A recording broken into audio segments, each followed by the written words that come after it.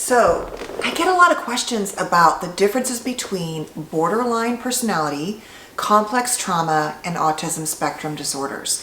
And because we can see a lot of overlap between all three, I think it can get really confusing. And oftentimes, for example, on TikTok, I'll see in the comments people saying, oh, BPD is the same as Cptsd, which is actually not the case, though there is a lot of overlap. And I just think it's really confusing. And so my goal for you at the end of this video is to say, okay, I generally understand the core and inherent differences and similarities. And that way, if you need to seek help or treatment, you have at least a good understanding of kind of what you may be experiencing and potentially, where it came from, how long this has been going on or not. So let's just divide them up quickly and do a backdrop of each disorder or criteria. Now, the DSM-5, technically Cptsd is not in the DSM-5, and the DSM-5 has all kinds of issues generally, historically, but this is what we have for the most part. And so I'm going to use the criteria as we see it and basically as it might be experienced for somebody who's struggling. And I'll link some more good resources down below the video. Okay, so borderline at its core is a personality disorder. It is just who we are. And yes, the onset can be trauma related, but the last research I saw said that up to 20% of those with borderline do not have a trauma history. Now, the issue with all of these things, it's really like the chicken or the egg. How do we really know what is trauma for me? Might not be trauma for you. And I will say that the majority of the research I have seen on borderline tends to be in highly clinical populations. And what does that mean for the layperson? That means often people who are actually in programs. They are inpatient, outpatient programs. So their experience of borderline, for example, was so severe that they were at risk. It was really disruptive to their lives. And like everything, all of these disorders, all of these things we talk about in mental health are on a spectrum. And when we look at the criteria for borderline, for example, there are a lot of possible combinations. There are 9 symptom criteria, and you must meet 5 for the diagnosis. And I'll share an old graphic I have here too.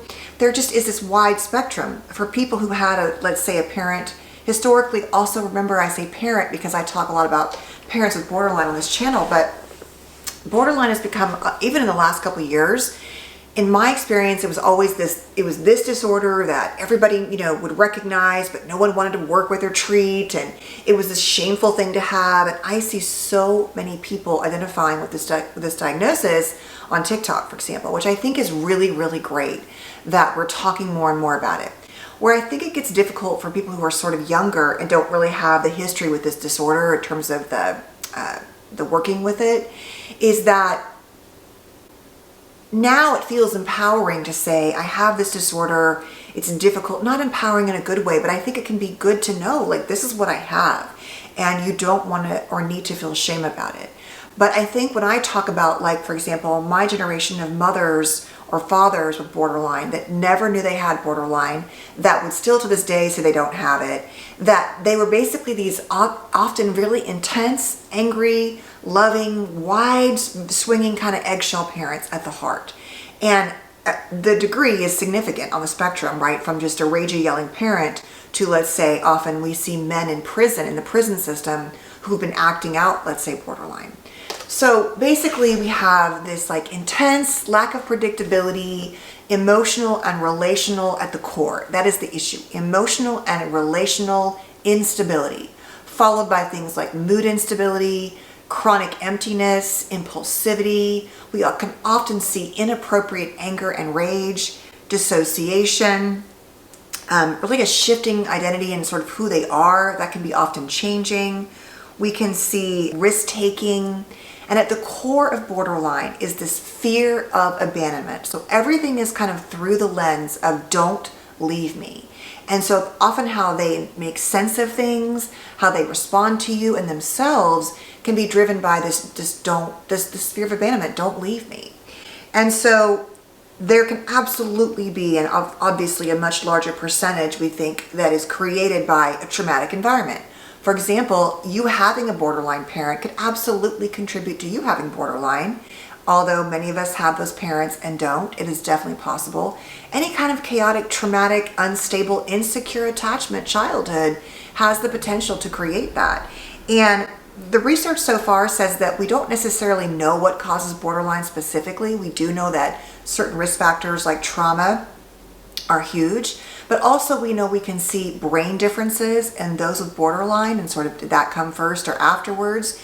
And then the research shows that there's a pretty strong genetic link, so that the closer the person is to you that has borderline, the more likely you may have borderline. But that, like I'm saying, it doesn't mean that you will. Or maybe you just have some traits. And for example, a very strong trait in borderline is splitting, because basically for people who have borderline and also for narcissists, they have a hard time holding those negative, yucky feelings inside. And so they split them off, and they often go into good, bad, right, wrong. And then they basically put them on you, right? So you are the good child, the bad child. They don't want to deal with those yucky feelings inside, those negative feelings. So there's a lot of negative self-view, there can be self-harm, and there can be a really high self-wounding rate with this disorder in this population. But you can have this disorder in borderline and never, ever, ever come close to doing any kind of self-harm. So that's what I'm saying, is there's a wide spectrum. Now, when we look at Complex-Ptsd, which comes out of PTSD, post-traumatic stress disorder, we're talking about a trauma-based disorder. The difference in PTSD and Cptsd is that generally we think of PTSD as a single traumatic event. Now, that single event could be witnessing a robbery, being in a massive car accident.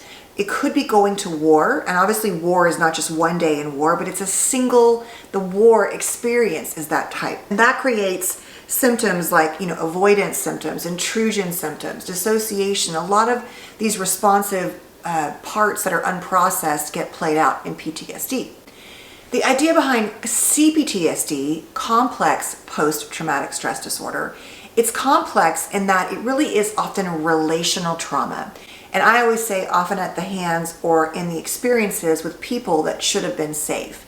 But it can be from everything from, like I'm talking about eggshell parents, for example, borderline parents, narcissistic parents, to being in a war, to being a victim of a victimized abuse, to adults, experiences like a very unsafe marriage, to a high conflict divorce, to extreme financial difficulties and trauma, to bullying. So we're talking about repeated exposure at the heart.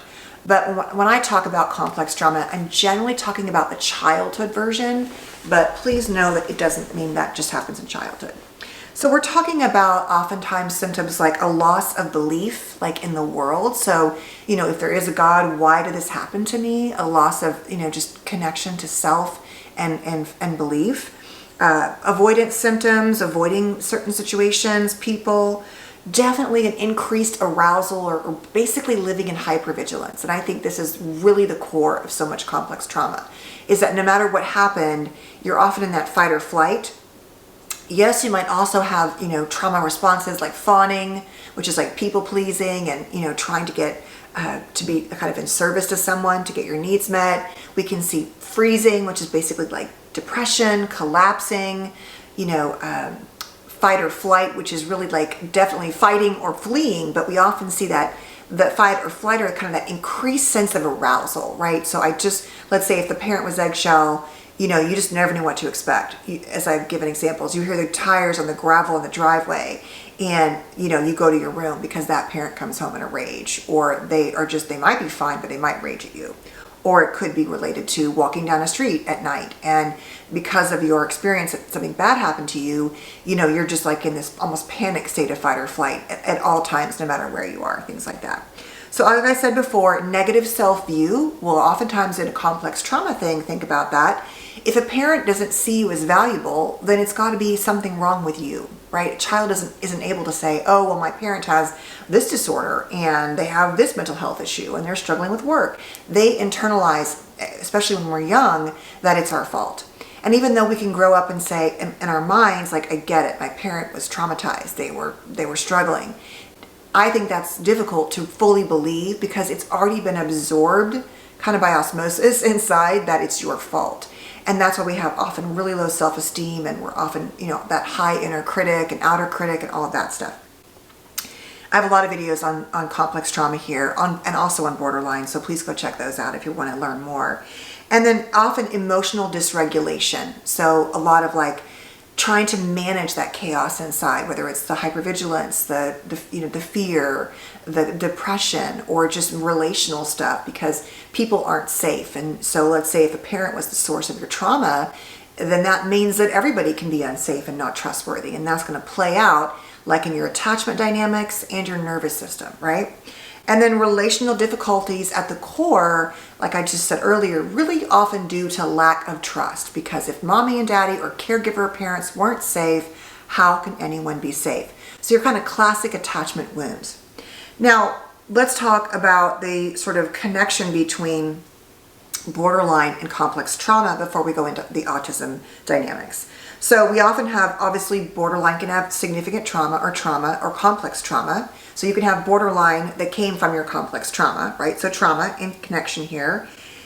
Both have negative self-view, both have mood change issues, both can be inclined to dissociate, both can have really what I call toxic hypervigilance. So in borderline, you're scanning for them to leave you. The threat is I'm going to be abandoned. I need to make sure at all times I'm paying attention to that, even though they actually might do things that push you toward abandoning them, not understanding that they're doing that.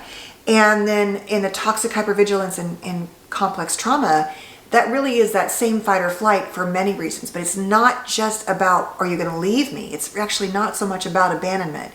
It's about a sense of safety in the world and safety in self, and then managing how to respond to lack of trust and sort of the chaos inside. But for the borderline, I would say that would be more about abandonment. Mood disorders, of course, with borderline, we can see really the heart, like I said, is mood and relational instability. So, emotional and relational instability, also including mood instability. So you put all that together, if you have a difficult time keeping healthy relationships and it's constantly chaotic and your mood is fluctuating and your emotions are fluctuating, that creates more and more trauma, which then reinforces the narrative that, no one is safe or I will get abandoned. So all of that, of course, is going to mix together. Same thing with Cptsd, right? You're trying to manage all that those trauma responses inside can really look like also mood disorders. And you may also have mood disorders like depression, anxiety, OCD, things like that. Self-destructive behavior in a more borderline presentation, it's going to be really about dealing with that negative sense of self and fear of abandonment. And for a more complex trauma situation, it's about just managing the triggers, the actual trying to reduce that chaos inside from the trauma. So they can be self-harming for different reasons, but similar but different. And then, of course, both can have a very strong inner and outer critic. There are even more, but these are the basic ones, right, for different reasons. So think about the borderline always being, the glasses are, you're going to abandon me, and that is how I interpret everything that I do or say or think or feel. And then for Cptsd, it's about, the world isn't safe, people aren't trustworthy, I need to always be on guard in that hypervigilant state, or prepare myself to be avoiding of dangerous situations. So it's really about a core sense of safety that was really not allowed to occur, and so we're trying to manage that. Now let's talk about autism. And so you look at the core features of autism, we're talking about a neurodevelopmental disorder. So borderline, once again, is a personality disorder. Complex trauma would be a more trauma-related or stressor-related disorder. So there's a trauma for sure.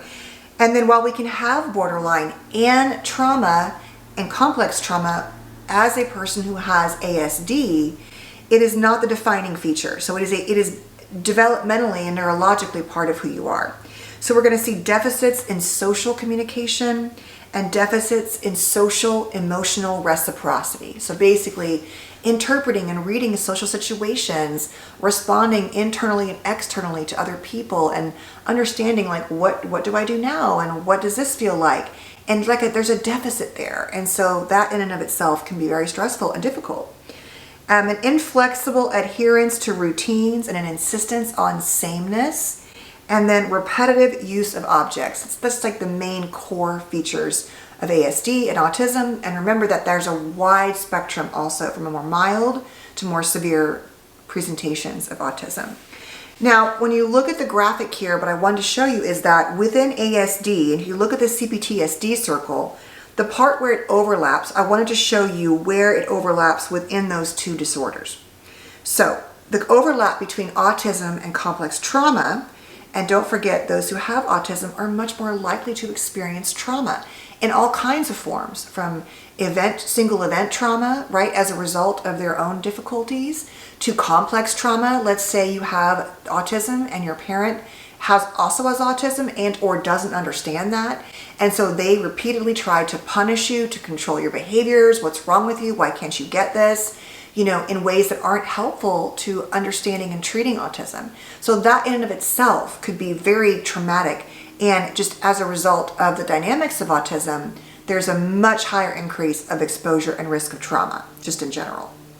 So now, what is the overlap? We can see a lack of interest in peers in terms of complex trauma and ASD, a failure to share emotions and affect, repetitive play, outbursts, and sleep issues, generally speaking.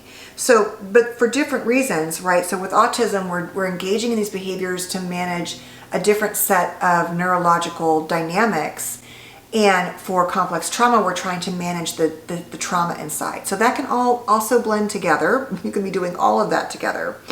And then we look at borderline and autism, we can see there's really a lot of overlap here too. So we have an increased substance abuse risk, eating disorders, which are also very common in borderline, non-wounding self-injury, I'm using that language because of YouTube, shame, mood issues, self-esteem issues, relationship challenges, a diffuse sense of self, difficulty regulating emotions, impulse control, rejection sensitivity, emptiness, and paranoia.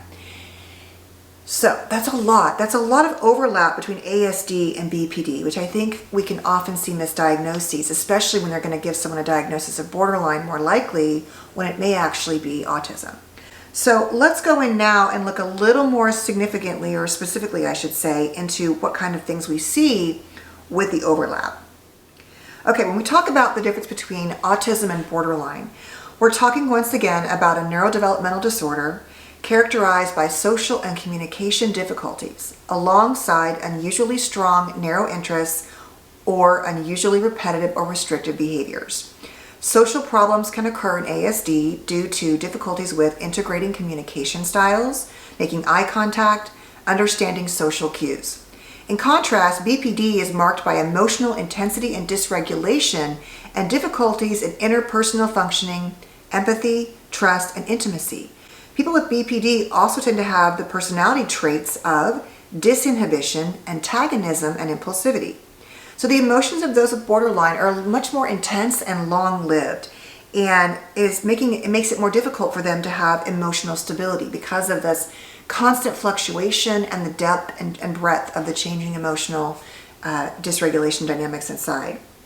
And then it says when there's a difference here between the two, there's some research that shows that when diagnostic confusion between ASD and BPD occurs, it is likely related to the fact that both people with ASD and BPD may show lower levels of cognitive empathy, the ability to respond and understand to other people's emotions, and poor interpersonal skills. In BPD, however, low cognitive empathy is often due to a lack of emotional regulation, and so that's different, right? So the cognitive empathy is about the difficulty regulating emotions, and both ASD and BPD may also involve executive dysfunction. That's the part of the brain here, like the conductor, right, that is like making decisions and taking all the information together and sort of processing things. So there can be deficits there. So I'll post some more cards here, but I think it's important to understand that at the core, they both can have the social and occupational difficulty in functioning. And some research shows that borderline tends to lessen over time. And then we can see, there's a study here that's listed, but really basically just talks about the differences in the traits and what were more prominent in borderline and autism. And so I'm not going to go into further depth here, but if you have any concerns that you may have an overlap in, or you're not sure if it's borderline or autism, I would definitely seek out an autism specialist first. If you say, along with your own research, there's a lot of great self-diagnosing going on, at least initially understanding and being really clear on what's happening to you, and that is really important. I think I've seen some more studies talking about the importance of honoring self-awareness and diagnosis around autism.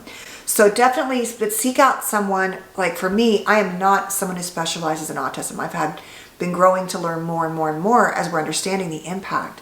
But I definitely would see someone, if I really wanted a formal diagnosis, who does specific testing for autism, but who also has a great understanding, which of course they should. These are psychologists typically, more than anybody else would be a psychologist. So at the heart, I hope this gives you a basic understanding of the differences between these two.